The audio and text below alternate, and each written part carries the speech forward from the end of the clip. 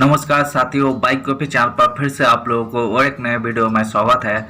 आशा करते हैं कि आप लोग अपने जीवन में खुश होंगे, मस्त होंगे और मजे में भी होंगे। हमने आज फिर बॉलीवुड की बैकग्राउंड से जुड़ी हुई और एक रियल किस्से से आप लोगों को रूबरू करवाने वाले हैं।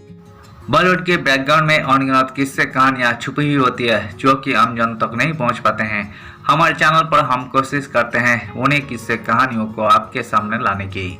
तो चलिए कहानियों पे चलते हैं, शुरू करते हैं बॉलीवुड की बैकग्राउंड से जुड़ी हुई और एक नए किस्से। लेडी बॉस कहलाती थी ये एक्ट्रेसेस। 50 के दशक में लेती थी 1.5 लाख फीस। मधुबाला से शादी करना चाहते थे इनके पति। ब्लैक एंड व्हाइट जमाने की लेडी बॉस कहलाने वाली एक्ट्रेसेस बीना रॉय 50 के दशक में लेती थी 1.5 लाख फीस। हिंदी सिनेमा की प्रसिद्ध अभिनेत्री बीना रॉय का जन्म 13 जुलाई 1930 को लाहौर में हुआ था और उन्होंने 1950 के दशक में अपनी अदाकारी से दर्शकों को प्रभावित किया। बीना रॉय ने अपनी पहली फिल्म काली घटा में अभिनय किया और 1953 में फिल्म अनारकली से उन्हें असली पहचान मिली, जिसने उन्हें रातों रात स्टार बना दिया। उन्होंने मुगले आजम फिल्मों का ऑफर ठुकरा दिया था जो बाद में मधुबाला को मिला और यही फिल्म भारतीय सिनेमा में इतिहास रच गई।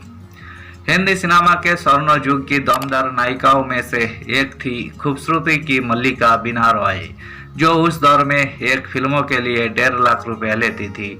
13 जुलाई 1930 को लाहौर में जन्मी यही सजीव सौंदर्य की मूर्ति पर्दे पर जितनी सौम्य दिखती थी उतनी ही उनके अभिनय में गहराई थी। उन्होंने 1950 के दशक में अपने अभिनय से दर्शकों को मंत्रमुग्ध कर दिया। विशेष रूप से अनारकली 1953 में इसके गाने और इनकी अदायगी लोगों के जहन में आज भी जिंदा है। इससे जुड़ा एक बेहतरीन किस्सा भी है। उनके छोटे बेटे कैलाश नाथ ने कुछ साल पहले एक इंटरव्यू में बताया था कि मुगल आजम भी उनको ऑफर हुई थी, लेकिन उन्होंने इसे करने से साफ मना कर दिया था। कहा था एक छाप लग चुकी है और मैं उसे दोहराऊंगी नहीं। बाद में ये रोल उनकी झोली में गया, जिनसे कभी उनके पति प्रेमनाथ शादी करना चाहते थे और वो थी मधुबाला। वो दौर ऐसा था जब एक फिल्मों के लिए हीरो को 50,000 से 1 लाख रुपए मिलते थे, लेकिन बीना रॉय जैसी एक्ट्रेसेस को 1.5 लाख रुपए दिए जाते थे। उस दौर में यही सिर्फ एक फीस नहीं थी बल्कि इंडस्ट्री में बदलाव की कीमत थी। अपनी मेहनत की दम पर बीना रॉय ने अपना स्टारडम बनाया। उनके नाम पर फिल्में बनती और बिकती थी। बीना रॉय का असली नाम कृष्णा सरीन था। उनके पिता रेलवे में अधिकारी थे। भारत पाकिस्तान के बंटवारे के बाद उनका परिवार कानपुर आ गया और उन्होंने यहाँ से अपनी पढ़ाई जारी रखी। इसके बाद उन्होंने लखनऊ के इसाबेला थोबन कॉलेज में एडमिशन लिया। यहीं से उनके अंदर अभिनय के प्रति दिलचस्पी बढ़ने लगी। वही कॉलेज के नाटकों में हिस्सा लेने लगी और धीरे धीरे उनका आत्मविश्वास बढ़ने लगा। एक दिन उन्होंने अखबार में एक विज्ञापन देखा जिसमें लिखा था कि निर्देशक किशोर साहू अपनी फिल्मों के लिए नई अभिनेत्री खोज रहे हैं और इसके लिए एक टैलेंट कॉन्टेस्ट रखा गया है।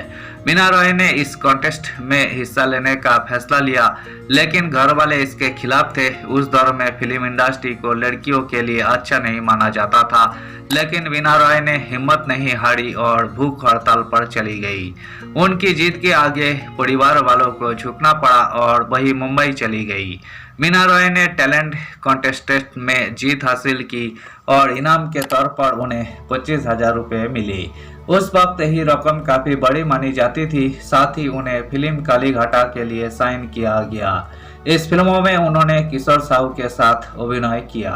फिल्मों में उनकी खूबसूरती और अदायगी ने सबका ध्यान खींचा, लेकिन उन्हें असली पहचान 1953 में आई फिल्म अनारकली से मिली, जिसमें उन्होंने टाइटल रोल निभाया। इस फिल्मों की सफलता ने बीना रॉय को रातों रात स्टार बना दिया। फिल्मों के गाने, डायलॉग्स और उनकी अदाकारी इतनी नेचुरल थी कि लोग उन्हें असली अनारकली मानने लगे। अनारकली की सफलता के बाद के आसिफ ने अपनी फिल्म मुगले आजम का ऑफर दिया था, लेकिन बीना रॉय ने यही रोल करने से इनकार कर दिया। बाद में यही रोल मधुबाला को मिला और फिल्मों ने इतिहास रच दिया था।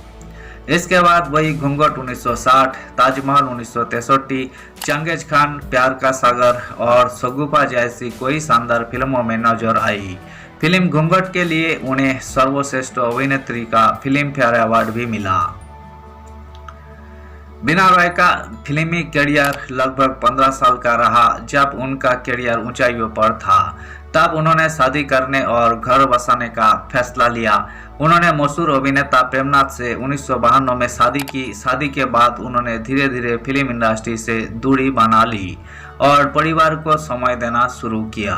उनके 2 बेटे हुए, जिनमें से एक प्रेम किशन बाद में खुद भी फिल्मों में नजर आए। बीना रॉय ने 6 दिसंबर 2009 को इस दुनिया को अलविदा कह दिया था। 1950 के दशक में जहां फिल्म इंडस्ट्री पुरुषों के इशारे पर चलती थी, वहां बीना रॉय ने अपनी शर्तों पर काम किया और अपने अभिनय से लोगों के दिलों पर राज किया। यही वजह है कि आज भी लोग उन्हें याद करते हैं। उन्होंने अभिनेत्री के तौर पर ब्लैक एंड व्हाइट जमाने में भी रंग भर दिए थे। धन्यवाद साथियों, इस वीडियो में हमने बॉलीवुड के मशहूर अभिनेत्री दिवंगत बीना रॉय से जुड़ी हुई किस्से को आपके सामने रखने की कोशिश की है। उम्मीद है दोस्तों वीडियो आपको जरूर पसंद आई होगी।